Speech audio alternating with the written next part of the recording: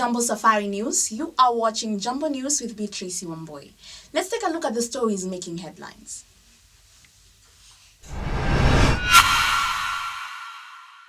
Rodrigo Duterte arrested upon return to Manila as ICC issues warrant for crimes against humanity. TikTok influencer Ratu Thalisa sentenced to prison for blasphemy over Jesus haircut joke. K-pop and R&B icon Wei Sang passes away at 43, leaving behind a lasting legacy. US and Ukraine meet in Saudi Arabia for crucial peace talks amidst ongoing conflict. Maritime collision in North Sea leaves one missing, 2 ships on fire. Russia claims downing of 337 Ukrainian drones amidst tension before US-Ukraine peace talks. French lawmakers push bill to revive village bars amidst rural isolation concerns. Looks like the former president of the Philippines, Rodrigo Duterte, has finally made his grand return. And this time, it's not for a campaign rally. After years of controversial rhetoric and brutal war on drugs, Duterte has been arrested, and it wasn't exactly a red carpet welcome. Police were waiting for him as he touched down on Manila from Hong Kong. Quite an homecoming.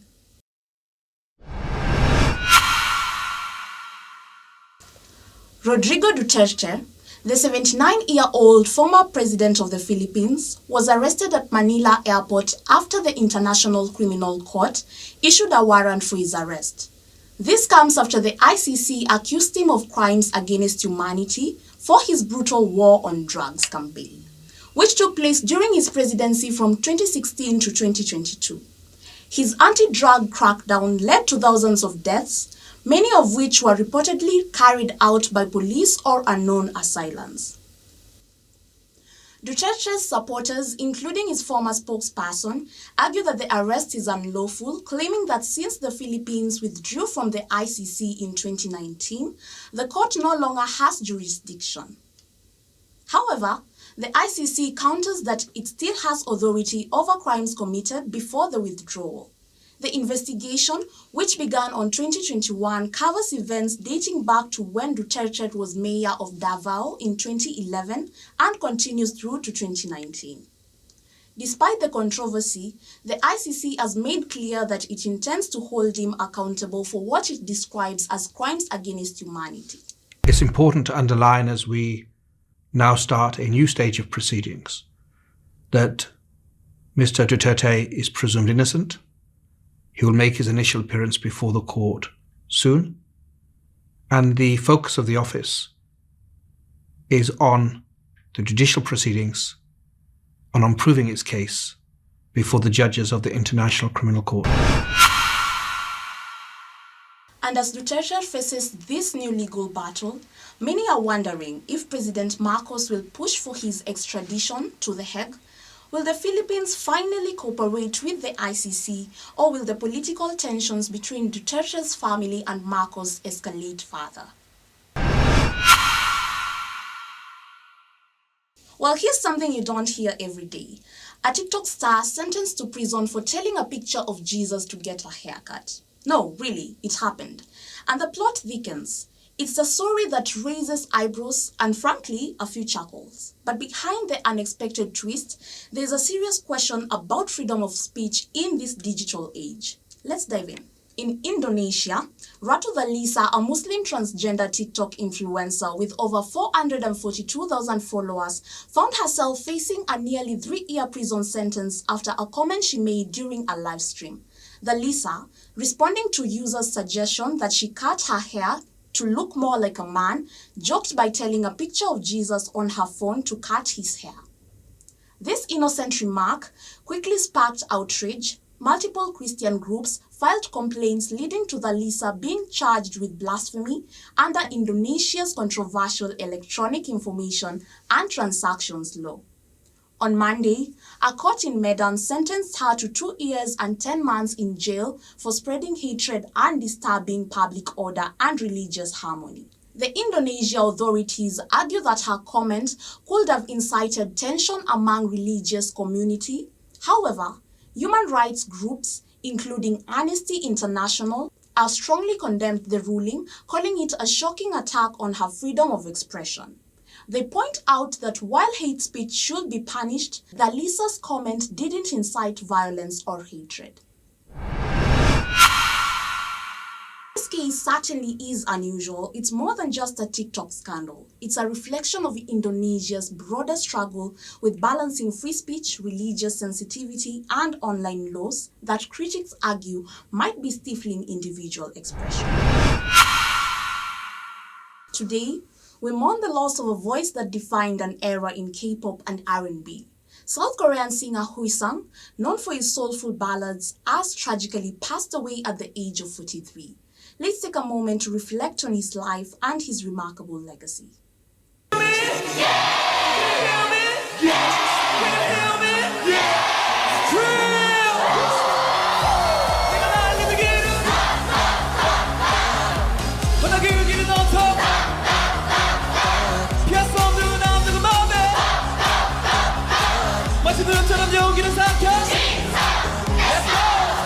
내가 달리는 길은 아마 그 길은 온통 피할 수 없는 함정은 맘에 마치 너처럼 용기를 삼켜줘 맞아가죠. Hui Sang, whose real name was Choi Hui Sang, was found dead at his home in Seoul on Monday after being discovered in a state of cardiac arrest. Authorities have stated that no sign of foul play was found, but a significant amount of time had passed before his body was discovered. Hui Sang made his debut in 2002 and quickly rose to stand on with his soulful R&B ballads. His music helped popularize R&B in South Korea, and he became a household name throughout the 2000s. Beyond his singing career, he was also a respected mentor and vocal coach for several K-pop artists, guiding and inspiring a new generation of performers. However, Hui Sang's life wasn't without controversy. In 2021, he was given a suspended sentence for abusing propofol, an anesthetic linked to Michael Jackson's death. The incidents in 2022, where Hui Sang was found unconscious with drugs, led to his legal troubles. In the wake of his death, tributes have poured in from fellow artists. Singer Hyun Min Soo shared an emotional tribute on social media, remembering Hui Sang for his clear and pure heart. Rapper Verbal Jint also posted a message expressing his gratitude for the time they spent together. Hello, my name is real slow. Come on and hello. Hui Sang's sudden passing leaves a profound impact on both the Korean music industry and his fans around the world. While his legacy as a talented and influential artist will undoubtedly endure, his life also serves as a reminder of the complexities and pressures of fame. Well, it's a tragic loss, and our thoughts are with his family, friends, and all those who loved his music. Ukraine and the US are meeting today in Saudi Arabia, hoping to finally end a 3-year-long war. No big deal, right?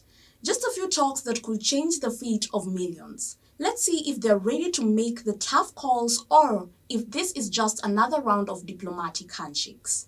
US and Ukrainian officials are sitting down in Jeddah today for talks aimed at bringing an end to Russia's invasion.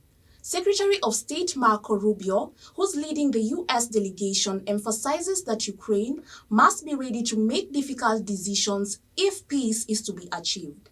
The US is pushing Ukraine to make concessions while Ukraine demands security guarantees against future Russian aggression. Though President Zelensky isn't at today's talk, he met with Saudi Crown Prince Mohammed bin Salman to discuss the peace process. One key proposal from Ukraine is a partial ceasefire focused on halting low-range airstrikes and naval attacks, though details are still unclear. While both sides are casually optimistic, the real challenge lies in what compromises each side is willing to make. These talks could be a turning point, but with so many tough decisions to be made, it's unclear if any real breakthroughs will happen. Can they find common ground? Or will this be just another diplomatic deadlock? Well, we'll keep you posted. A major maritime collision has left one crew member missing and 2 ships in flame in the North Sea. A US-flagged oil tanker and a Portuguese container ship collided with anchored off the coast of England. The incident has raised serious concerns about both the safety of the crew and the environmental impact. Here's what we know for now. The collision occurred around 10 a.m. UTC when the US-flagged oil container, Stena Immaculate, was anchored about 10 miles off the coast of Hull, England. The Portuguese container ship, Solong, struck the tanker, causing both vessels to catch fire. Thankfully, 36 crew members were rescued from the 2 ships, with 1 crew member from the Solong still missing. Stena Immaculate, which was carrying 220,000 barrels of jet fuel for the US Navy, suffered multiple explosions after the collision. While there is no word yet on how much fuel has leaked, authorities are closely monitoring the situation. The UK Coast Guard has been coordinating rescue efforts and firefighting teams are working to contain the blaze. The cause of the crash is still under investigation, though fog may be one key factor. The Marine Accident Investigation Branch has already deployed a team to gather evidence. While no injuries have been reported, environmental groups are particularly concerned about the potential for pollution in the Humber Estuary, a region home to protected wildlife and fish stocks. A full assessment of the environmental impact is ongoing. The search for the missing crew members has now been called off, and the 2 vessels remain in flames. While the immediate danger appears to be under control, the environmental risk and the investigation into what caused the collision remains urgent issues. Well, we'll continue to monitor the situation closely. Russia says it shot down 337 Ukrainian drones overnight. But here's the real kicker. This is now Moscow's massive welcome party just days before the critical US-Ukraine peace talks. Talk about an explosive introduction to diplomatic negotiations. Russia's defense ministry claims it downed 337 Ukrainian drones in a relentless aerial attack on Moscow and several other Russian regions. The most intense barrage targeted Moscow itself, with at least 2 people killed and 8 injured. High-rise buildings, homes, and businesses took heavy damage from both the drone attacks and falling debris. Flights were grounded at Moscow's 4 airports as well as in the nearby Yaroslav and Nizhny Novgorod regions. Authorities have not confirmed if the drones were responsible for leaking fuel, but reports of explosions on a US-flagged oil tanker in the area are adding to the already tense situation. This attack comes right as US and Ukrainian officials prepare to meet in Saudi Arabia for peace talks. With the ceasefire on the table, but Kyiv isn't backing down. Its delegation is pushing for security guarantees before agreeing to any deal. Ukraine is also proposing a partial ceasefire involving airstrikes and naval attacks, though the specifics are still unclear. The US delegation is expected to push for Ukrainian concessions while Russian negotiators are likely to demand their own. Well, as drones continue to fly across the skies, it seems both sides are gearing up for tough talks. We'll keep you posted.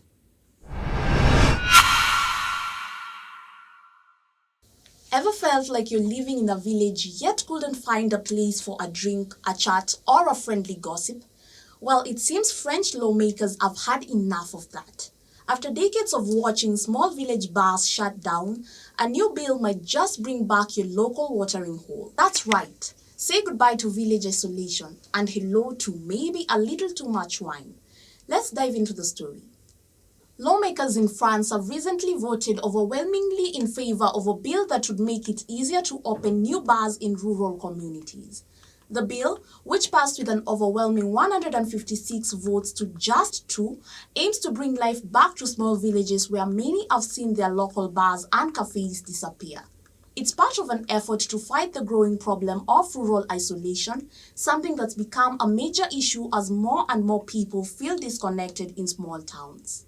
Currently, opening a new bar in these villages is nearly impossible, thanks to strict regulations. In fact, new permits for alcohol licenses can only be granted if an existing bar closes its doors. The new bill would change that, allowing new establishments to open, but only in towns with fewer than 3,500 people, and only if the town has no bar at the moment. The hope is that bars can become social hubs once again, giving locals a place to meet, chat, and reconnect. Lawmakers like Guillaume Kasbarian are calling for this change, arguing that the current system is outdated and it doesn't serve the needs of modern rural communities. However, not everyone is thrilled about the change. Critics warn that easier access to alcohol could worsen France's ongoing public health issues, with nearly 49,000 deaths each year linked to alcohol consumption. So, will this bill revive rural France or lead to a spike in bar brawls?